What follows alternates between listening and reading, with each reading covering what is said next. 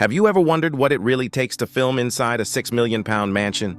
Behind the glamorous scenes of Downton Abbey lies a fascinating story of historic estates, conservation battles, and even the occasional accident with priceless antiques. Today, we're opening the doors to some of the world's most stunning filming locations and uncovering the secrets of how they were used to bring Downton Abbey to life. The National Trust's hidden role across 6 seasons and 3 films, the Crawley family's story unfolded not on sound stages alone, but in real historic estates cared for by the National Trust. This isn't just a backdrop. It's Europe's largest conservation charity, preserving beauty, nature, and history for generations. From sweeping coastlines to centuries-old houses, their properties gave the series its unmistakable authenticity. But here's the surprising twist. Every time Downton Abbey filmed in a National Trust property, the income from fees and permits went directly back into conservation. That means the very act of filming helps fund the preservation of these priceless homes and landscapes. Fans see grandeur on screen, but in reality, the show became part of a much bigger story, keeping history alive. Byfleet Manor and the $6 million sale of all the filming estates. Few captured hearts like Byfleet Manor in Surrey. Fans instantly recognize it as the Dower House, the home of the sharp-witted Lady Violet Crawley. Portrayed by Dame Maggie Smith, originally listed for $395 million in 2015, the estate included several residences and a development site. When it finally sold, it fetched a jaw-dropping $6 million. The buyer's identity? A UK-based purchaser, sparking speculation. Were they a fan of the show, or simply captivated by the manor's history? The sale drew international attention, and for good reason. This wasn't just real estate, it was a piece of cultural heritage. As Simon Ashwell from Savills Weybridge explained, homes like Byfleet are vanishingly rare. No wonder it went under offer in just 12 weeks. Basildon Park's triumphant return, another grand estate returned for Downton Abbey's finale, Basildon Park in Berkshire. Its opulent reception rooms, including the dining room, octagon room, and drawing room, once again stood in for Grantham House. The Crawleys' London residence, Basildon Park had already become iconic within the series. It was central to the 2013 Christmas special during Lady Rose's debutante ball, and later in the series' 5 finale, it hosted Lady Rose's wedding to Atticus Aldridge. By the time of the grand finale, the estate had secured its place as a core part of the Downton Abbey world. Clayton House and the Singing Staircase. Then came a debut location, Claydon House in Buckinghamshire. For the finale, it stood in as Petersfield House, where Lady Mary made her breathtaking entrance down the estate's famed Singing Staircase. This staircase isn't just beautiful. Its delicate metal balustrade was designed to mimic the sound of rustling wheat. Constructed with rare woods and materials like mahogany, ebony, ivory, and boxwood, it is normally considered too fragile for heavy use. For filming, conservators had to carefully prepare it, even requiring actors to wear soft-soled shoes to prevent damage. Imagine an entire film crew adapting their work around one staircase. That's the level of care needed to protect history.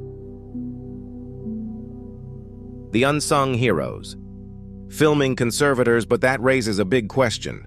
Why are conservators so essential during filming? The truth is that most damage to historic homes doesn't happen during dramatic scenes. It happens during setup and pack-down. Equipment, scaffolding, cables, and sheer foot traffic can all put priceless interiors at risk. That's where filming conservators step in. They assess which areas can be safely used, decide what objects must be removed, and guide the crew on how to move without risk.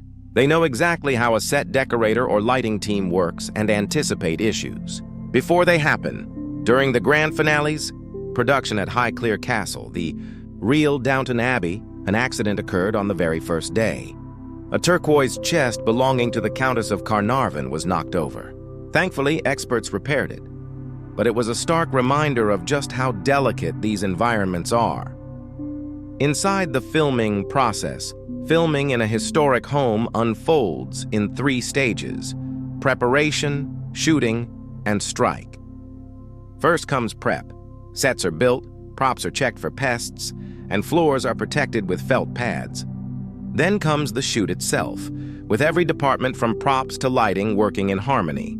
Finally, everything is struck, removed carefully to leave the house as it was found. The location manager and first assistant director play vital roles in ensuring the crew respects every inch of the property. Even details like smoking areas, vehicle access, and cable routes must be meticulously planned.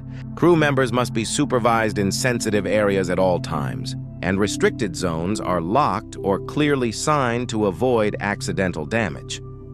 When sets replace history, as much as the Downton Abbey team prefers real locations, some interiors are simply too fragile or too costly to ensure.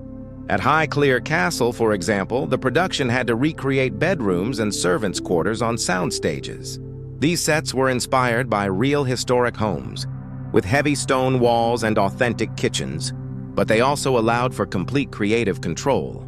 For the finale, even a smoking room set was transformed into a music room, complete with blue damask walls and patterned drapes, while many furnishings, like the red settees in the library, remain in the estate permanently. Truly priceless pieces, such as a desk once owned by Napoleon, were removed before filming.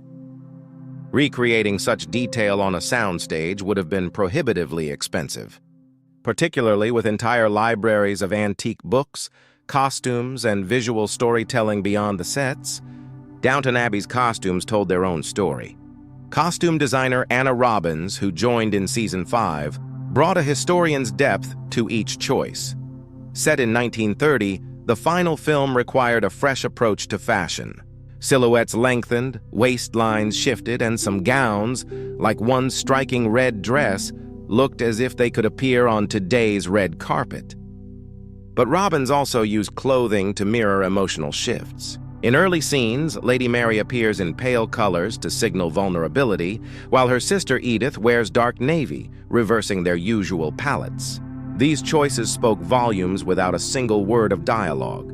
Julian Fellowes and The Art of Farewell. The narrative heart of Downton Abbey came from Julian Fellowes. Inspired by his work with Robert Altman on Gosford Park, he perfected a multi-arc storytelling style where each character had moments to shine. From the earliest days, Lady Mary was envisioned as central to the story, but Fellowes ensured that every character experienced growth. Director Simon Curtis helped refine this vision, guiding the script through discussion, drafting, and fine-tuning. At its core, the finale and the entire series was about change. Between 1912 and 1930, Britain's aristocracy was transformed. Families like the Crawleys had to adapt or fade. Fellowes understood that audiences weren't just watching an upstairs-downstairs drama, they were witnessing a way of life disappearing in real time. Closing reflections. So what do all these details add up to? Behind the elegance of Downton Abbey's ballrooms and country houses lies a vast network of historians, conservators, designers, and storytellers working tirelessly to keep history alive while telling stories that feel timeless. From £6 million manors and singing staircases to delicate contracts and color-coded gowns, the magic of Downton Abbey is more than fiction. It's a partnership between art and heritage. And the next time you see Lady Mary glide down a staircase or Violet deliver a withering remark in her drawing room, remember, what you're seeing is not only great drama, but the preservation of history itself.